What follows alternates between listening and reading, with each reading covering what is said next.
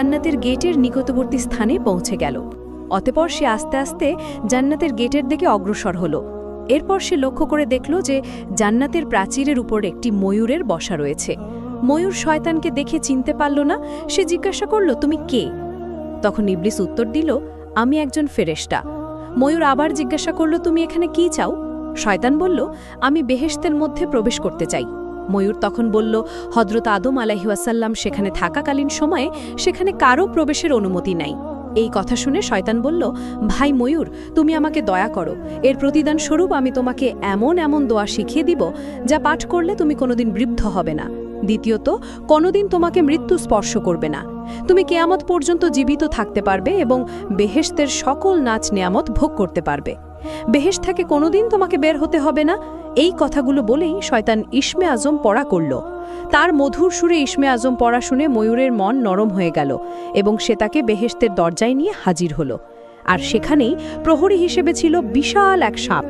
সাপ শকে সব ঘটনা খুলে বলল। সাপ ও ময়ূরের কথাগুলো শুনল এবং শয়তানকে জিজ্ঞেস করল, তুমি কে?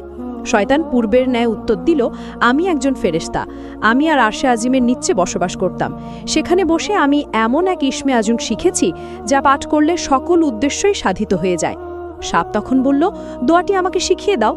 শয়তান বলল, হ্যাঁ, তোমাকে আমি শিখিয়ে দেব, তবে একটি শর্ত রয়েছে। আর সেই শর্তটি হলো, তুমি বেহেশতের মধ্যে আমাকে প্রবেশ করানোর সুযোগ করে দাও।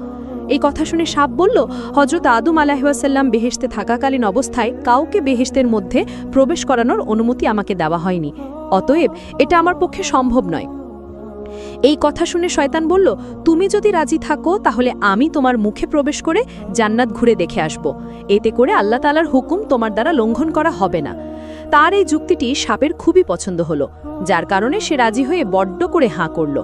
হাঁ করার সাথে সাথে শয়তান তার মুখের ভেতর প্রবেশ করল। এরপর শয়তান সাপকে লক্ষ্য করে বলল, হে সাপ, তুমি আমাকে বিবি হাওয়ার কাছে নিয়ে চলো।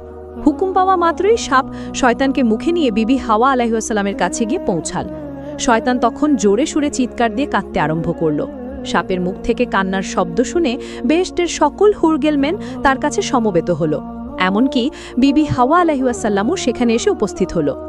এরপর হযরত বিবি হাওয়া আলাইহিস-সালাম তার এই রূপ ক্রন্দনের কথা জিজ্ঞাসা করলেন, যার উত্তরে সে বলল, আমি তোমাদের পরিণামের কথা ভেবেই কান্না করছি।